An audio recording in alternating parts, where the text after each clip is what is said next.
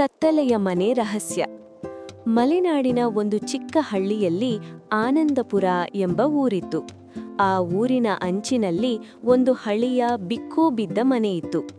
ಆ ಮನೆ ಬಗ್ಗೆ ಊರಿನ ಜನರು ಹಲವಾರು ಭಯಾನಕ ಕಥೆಗಳನ್ನು ಹೇಳುತ್ತಿದ್ದರು. ಯಾರೂ ಆ ಮನೆಯ ಹತ್ತಿರ ಹೋಗಲು ಸಹ ಸಾಹಸ ಮಾಡುತ್ತಿರಲಿಲ್ಲ. ಆ ಮನೆಗೆ ಕತ್ತಲೆಯ ಮನೆ ಎಂದು ಹೆಸರಿಟ್ಟಿದ್ದರು. ಒಂದು ದಿನ ನಗರದಿಂದ ಬಂದ ಒಬ್ಬ ಯುವಕ, ಅವನ ಹೆಸರು ಅರ್ಜುನ್, ಆ ಊರಿಗೆ ಬಂದನು. ಅವನು ಸಾಹಸಪ್ರಿಯನು ಮತ್ತು ಭಯ ಎನ್ನುವುದೇ ಅವನಿಗೆ ಗೊತ್ತಿರಲಿಲ್ಲ. ಊರಿನ ಜನರು ಆ ಮನೆ ಬಗ್ಗೆ ಹೇಳಿದಾಗ ಅವನು ನಗುತ್ತಾ ಹೇಳಿದ, ಇದು ಎಲ್ಲವೂ ಕೇವಲ ಕಥೆಗಳು. ನಾನು ಇವತ್ತು ರಾತ್ರಿ ಆ ಮನೆಯೊಳಗೆ ಹೋಗುತ್ತೇನೆ. ಜನರು ಅವನನ್ನು ತಡೆಯಲು ಪ್ರಯತ್ನಿಸಿದರು. ಬೇಡಪ್ಪ, ಯಾರೂ ಹೋಗಿ ಸುರಕ್ಷಿತವಾಗಿ ಬಂದಿಲ್ಲ ಎಂದು ಹಿರಿಯರು ಹೇಳಿದರು. ಆದರೆ ಅರ್ಜುನ್ ಕೇಳಲಿಲ್ಲ. ಆ ರಾತ್ರಿ ಚಂದ್ರನ ಬೆಳಕು ಕೂಡ ಕಡಿಮೆಯಿತ್ತು. ಗಾಳಿ ತೀವ್ರವಾಗಿ ಬೀಸುತ್ತಿತ್ತು. ಅರ್ಜುನ್ ಒಂದು ಟಾರ್ಚ್ ಹಿಡಿದು ಆ ಮನೆಯೊಳಗೆ ಪ್ರವೇಶಿಸಿದನು. ಮನೆಯ ಬಾಗಿಲು ಕಿರುಚುತ್ತಾ ತೆರೆಯಿತು. ಕ್ರೀಕ್! ಅವನು ಒಳಗೆ ಹೋಗುತ್ತಿದ್ದಂತೆ ವಿಚಿತ್ರ ಶಬ್ದಗಳು ಕೇಳಿಸತೊಡಗಿದವು. ಗೋಡೆಗಳಲ್ಲಿ ಹಳೆಯ ಚಿತ್ರಗಳು, ನೆಲದಲ್ಲಿ ಧೂಳು, ಎಲ್ಲೆಡೆ ಕತ್ತಲೆ.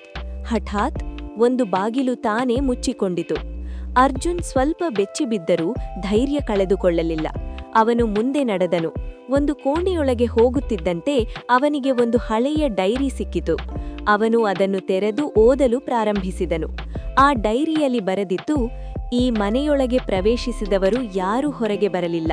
ಕಾರಣ, ಇಲ್ಲಿ ಒಂದು ಆತ್ಮ ಇದೆ. ಅರ್ಜುನ್ ನಗುತ್ತಾ ಹೇಳಿದ, ಇದು ಎಲ್ಲವೂ ಕೇವಲ ಕಥೆ.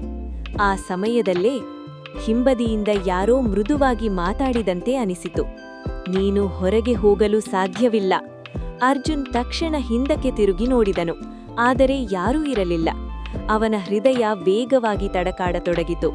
ಅವನು ಹೊರಗೆ ಹೋಗಲು ಬಾಗಿಲಿನ ಕಡೆ ಓಡಿದನು. ಆದರೆ ಬಾಗಿಲು ತೆಗೆಯಲಿಲ್ಲ. ಅದು ಬಿಗಿಯಾಗಿ ಮುಚ್ಚಿಕೊಂಡಿತ್ತು. ಹಠಾತ್ ಮನೆಯೊಳಗೆ ಎಲ್ಲಾ ಬೆಳಕುಗಳು ಆರಿಹೋದವು. ಟಾರ್ಚ್ ಕೂಡ ಕೆಲಸ ಮಾಡಲಿಲ್ಲ. ಪೂರ್ಣ ಕತ್ತಲೆ. ಅವನು ಭಯದಿಂದ ಕೂಗಿದನು, ಯಾರಾದ್ರೂ ಇದ್ದೀರಾ? ಅಷ್ಟರಲ್ಲಿ ಒಂದು ಆಕಾರ ನಿಧಾನವಾಗಿ ಅವನ ಮುಂದೆ ಕಾಣಿಸಿಕೊಂಡಿತು. ಒಬ್ಬ ಹೆಣ್ಣು. ಬಿಳಿ ಬಟ್ಟೆ, ಉದ್ದವಾದ ಕೂದಲು, ಕಣ್ಣುಗಳಲ್ಲಿ ದುಃಖ. ನಾನು ಇಲ್ಲಿ ಸಿಲುಕಿದ್ದೇನೆ, ಅವಳು ಹೇಳಿದಳು. ಅರ್ಜುನ್ ನಡುಗುತ್ತಾ ಕೇಳಿದನು, ನೀನು ಯಾರು? ಅವಳು ಹೇಳಿದಳು, ನಾನು ಈ ಮನೆಯ ಹಳೆಯ ಮಾಲೀಕರ ಮಗಳು. ಹಲವು ವರ್ಷಗಳ ಹಿಂದೆ ಇಲ್ಲಿ ಸಾಯಿದೆ. ನನ್ನ ಆತ್ಮ ಇಲ್ಲಿ ಸಿಲುಕಿದೆ. ಅರ್ಜುನ್ ಕೇಳಿದನು, ನಾನು ಹೊರಗೆ ಹೋಗಬಹುದಾ? ಅವಳು ನಿಧಾನವಾಗಿ ನಗುತ್ತಾ ಹೇಳಿದಳು, ನೀನು ನನ್ನನ್ನು ಮುಕ್ತಗೊಳಿಸಿದರೆ ಮಾತ್ರ.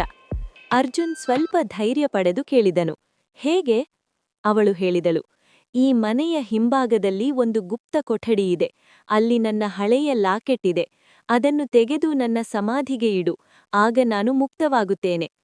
ಅರ್ಜುನ್ ಆಲೋಚಿಸಿ ಒಪ್ಪಿಕೊಂಡನು. ಅವನು ಮನೆಯ ಹಿಂಭಾಗಕ್ಕೆ ಹೋದನು. ಅಲ್ಲಿ ನೆಲದ ಕೆಳಗೆ ಒಂದು ಗುಪ್ತ ಬಾಗಿಲು ಕಂಡುಬಂದಿತು. ಅವನು ಅದನ್ನು ತೆರೆದು ಒಳಗೆ ಹೋದನು. ಅದು ತುಂಬಾ ಕತ್ತಲು ಮತ್ತು ಚಳಿಗಾಲದಂತೆ ತಣ್ಣಗಿತ್ತು. ಅವನು ಹುಡುಕುತ್ತಾ ಕೊನೆಗೆ ಒಂದು ಹಳೆಯ ಲಾಕೆಟ್ ಕಂಡುಹಿಡಿದನು. ಅದನ್ನು ತೆಗೆದುಕೊಂಡ ಕೂಡಲೇ ಮನೆ ಸಂಪೂರ್ಣ ನಡುಗತೊಡಗಿತು. ಅವನು ಬೇಗನೆ ಹೊರಗೆ ಓಡಿದನು. ಮನೆಯ ಹೊರಗೆ ಒಂದು ಹಳೆಯ ಸಮಾಧಿ ಇತ್ತು. ಅವನು ಲಾಕೆಟನ್ನು ಅಲ್ಲಿ ಇಟ್ಟನು. ಹಠಾತ್ ಒಂದು ಬೆಳಕು ಆಕಾಶದ ಕಡೆ ಏರಿತು. ಅವಳು ಆತ್ಮ ಮತ್ತೆ ಕಾಣಿಸಿಕೊಂಡಳು, ಈಗ ಸಂತೋಷದಿಂದ. ಧನ್ಯವಾದಗಳು, ಈಗ ನಾನು ಮುಕ್ತಳಾದೆ ಎಂದು ಹೇಳಿ ಅವಳು ಮಾಯವಾದಳು. ಆ ಮನೆಯ ಬಾಗಿಲು ತಾನೇ ತೆರೆಯಿತು. ಅರ್ಜುನ್ ಹೊರಗೆ ಬಂದನು, ಉಸಿರೆಳೆದನು. ಮರುದಿನ ಊರಿನ ಜನರು ಅವನನ್ನು ನೋಡಿ ಆಶ್ಚರ್ಯಪಟ್ಟರು. ನೀನು ಬದುಕಿ ಬಂದೆಯಾ? ಅರ್ಜುನ್ ನಗುತ್ತಾ ಹೇಳಿದನು, ಹೌದು, ಆದರೆ ಅದು ಕೇವಲ ಕಥೆಯಲ್ಲ, ನಿಜವಾದ ರಹಸ್ಯ. ಆ ದಿನದಿಂದ ಆ ಮನೆಗೆ ಕತ್ತಲೆಯ ಮನೆ ಎಂಬ ಹೆಸರು ಮಾಯವಾಯಿತು. ಅದು ಮುಕ್ತಿಯ ಮನೆ ಎಂದು ಪ್ರಸಿದ್ಧವಾಯಿತು.